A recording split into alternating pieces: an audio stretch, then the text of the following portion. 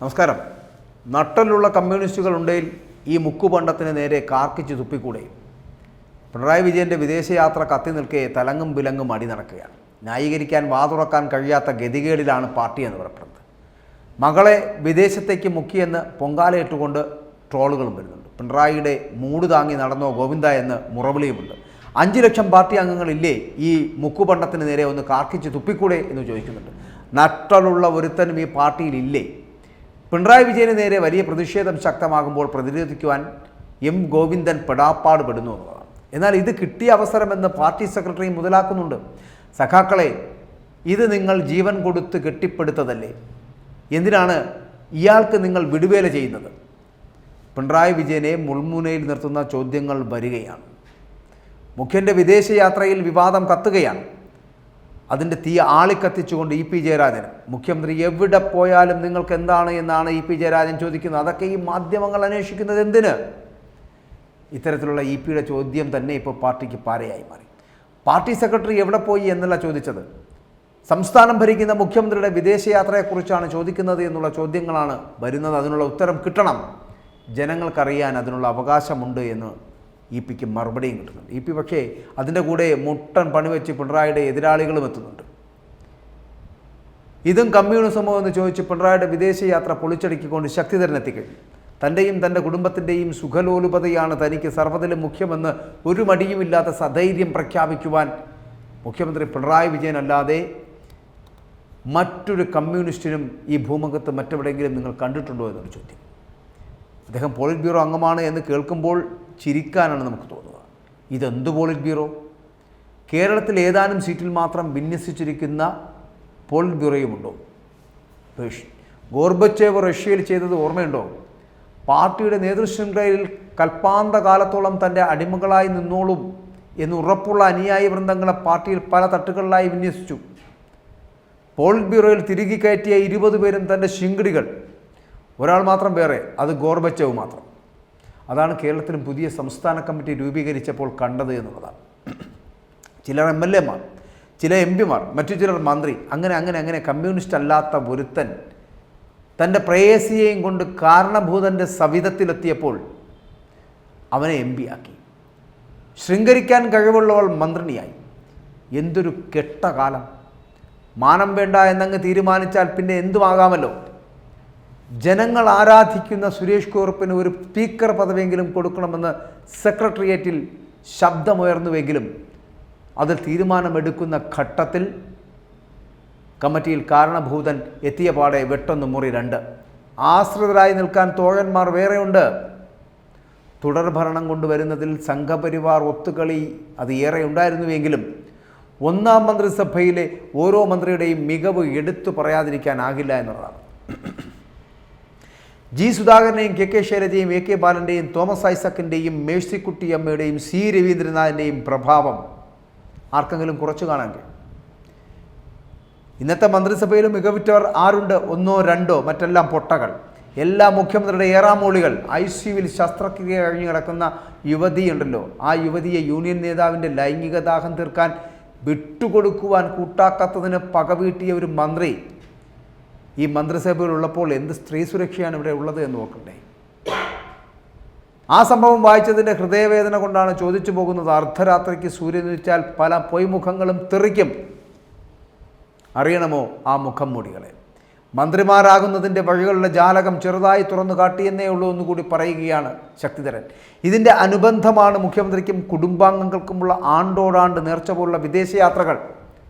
മുഖ്യമന്ത്രി, അങ്ങയുടെ പൗരനായ അരനൂറ്റാണ്ട് ഒരു പത്രപ്രവർത്തകനായ എനിക്ക് ഇന്നലെയും 30 രൂപ കൊടുത്തുള്ള കുടുംബശ്രീ ഉച്ചഭക്ഷണമായിരുന്നു മുഖ്യമന്ത്രി. അതിനെ എനിക്ക് പോക്കുള്ളൂ.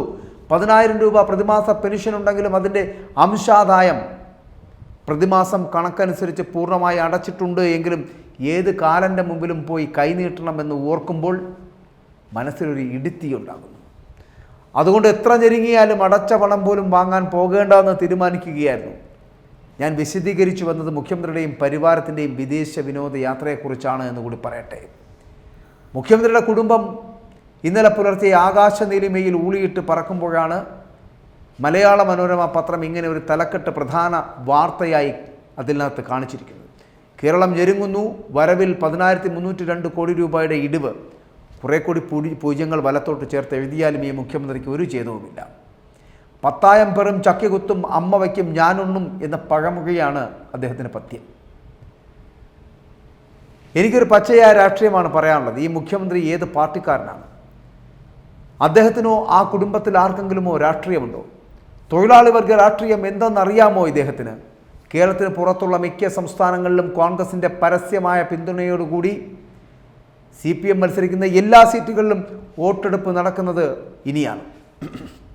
എന്തേ CPMൻ്റെ ഒരേ ഒരു മുഖ്യമന്ത്രിക്ക് അവിടങ്ങളിൽ ഒരു പങ്കുമില്ലേ? കാഴ്ചക്കാരനായിട്ടെങ്കിലും അവിടെ ഒന്ന് പോയി നിന്നൂടെ, വന്നൂടെ? ഒന്നും ചെയ്തില്ലെങ്കിൽ ഒന്ന് മുഷ്ടി ചുരുട്ടിക്കൂടെ? അങ്ങനെയെങ്കിലും ഇപ്പോൾ പ്രസവിച്ച കുഞ്ഞിൻ്റെ വലിപ്പമുള്ള ഞണ്ടെങ്കിലും ഒന്ന് ദഹിക്കട്ടെ. AKGയും ഇങ്ങനെയാണ് ചെയ്തിരുന്നെങ്കിൽ ഈ പിണറായി വിജയന് ഈ മന്ത്രിക്കേസരെ കിട്ടുമായിരുന്നു. ഒന്ന് ആലോചിച്ച് നോക്കി. തിരഞ്ഞെടുപ്പ് നടക്കുമ്പോൾ പോലും ദന്തഗോപുരങ്ങളിൽ നിന്ന് ഇറങ്ങിയില്ലെങ്കിലും ഒന്നും സംഭവിക്കില്ലെന്ന് അടിമകളാണോ പഠിപ്പിച്ചത്? 5 ലക്ഷം പാർട്ടി അംഗങ്ങൾക്ക് ഈ മുക്കുപണ്ടത്തിന് നേരെ ഒന്ന് കാർക്കിച്ചു തുപ്പിക്കൂടെ? ഇനിയെങ്കിലും മോദിക്കെതിരെ പ്രസംഗിക്കാൻ ഭയമാണ്. എന്തൊരു ദുഷ്ടനാണിത് സഖാക്കളെ! ഇത് നിങ്ങൾ ജീവൻ കൊടുത്ത് കെട്ടിപ്പടുത്ത പ്രസ്ഥാനമല്ലേ? എന്തിനാണ് ഇയാൾക്ക് നിങ്ങൾ ഇങ്ങനെ വിടുവേല ചെയ്യുന്നത്? പേരക്കുട്ടിയെ വരെ നുള്ളിപ്പറക്കി എല്ലാ ഭൂഖണ്ഡങ്ങളും ചുറ്റിക്കറങ്ങുമ്പോൾ നിങ്ങളുടെ ആത്മാഭിമാനം പൊള്ളുന്നില്ലേ? മുഖ്യമന്ത്രിയുടെ വിദേശയാത്രയ്ക്ക് ഞാനെതിരല്ല. തീർച്ചയായും ആ അനുഭവങ്ങൾ ഓരോ കമ്മ്യൂണിസ്റ്റുകാരൻ്റെയും ജീവിതത്തിൽ മുതൽക്കൂട്ടാകേണ്ടതാണ്. മറ്റ് മുഖ്യമന്ത്രിമാരുമായി കിടപിടിക്കുവാനും അത് ആവശ്യമായും. പക്ഷേ ഇതേതാ സമയം? ഈ തിരഞ്ഞെടുപ്പ് സാധാരണ തിരഞ്ഞെടുപ്പല്ല. ഒരു സീറ്റ് ഏത് കൊടുങ്കാട്ടിലായാലും നേടിയാൽ ഇന്ത്യയിലെ ഏഴകൾക്ക് ലോക്സഭയിൽ തലയുയർത്തി നിൽക്കാം. ഈ കെട്ട മനുഷ്യൻ അതൊന്നും ഒരു പ്രശ്നമാകുന്നില്ല എന്നുള്ളതാണ്.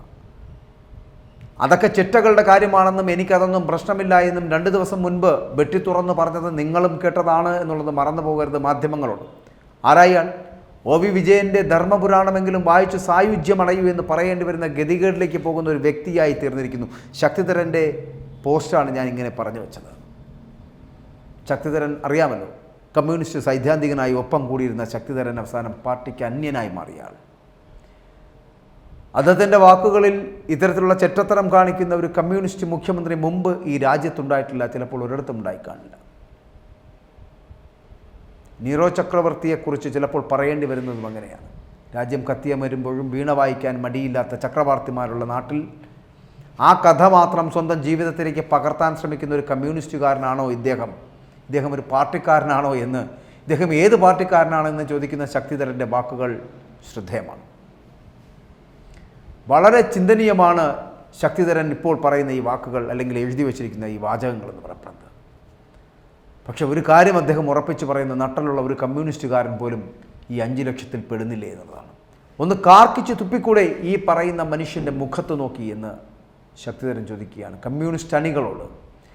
എന്തു നുണയും പറഞ്ഞത് സത്യമാക്കാൻ ശ്രമിക്കുന്ന കമ്മ്യൂണിസ്റ്റ് കപടതയെ നിങ്ങൾ മനസ്സിലാക്കൂ എന്നാണ് ശക്തിധരൻ തിരിച്ചു വിളിച്ചു പറയുന്നത്. ഇന്തോനേഷ്യയും സിംഗപ്പൂരും ദുബായുമൊക്കെ 10-16 ദിവസത്തെ സന്ദർശനങ്ങൾക്ക് ശേഷം മടങ്ങിയെത്തുമ്പോൾ കേരളത്തിൽ നിന്ന് മാത്രമല്ല, ഇന്ത്യയിൽ ഭാവി ഭാഗതയെ നിർണ്ണയിക്കുന്ന തിരഞ്ഞെടുപ്പ് വേളയിൽ ഇങ്ങനെ ഒളിച്ചോടാൻ കഴിയുന്നത്, സുഖലോലുപനായി സ്വാർത്ഥനായി കഴിയുന്നത്, തൻ്റെ കാര്യം മാത്രം നോക്കി തൻ്റെ കുടുംബാംഗങ്ങളൊപ്പം ഇങ്ങനെ ഉല്ലാസയാത്ര നടത്താൻ കഴിയുന്നത് ഇയാളൊരു കമ്മ്യൂണിസ്റ്റുകാരനല്ല എന്നുള്ളത് കൊണ്ടാണ്. ഒരു സ്വാർത്ഥ ചിന്താഗതിക്കാരനായതുകൊണ്ടാണ്.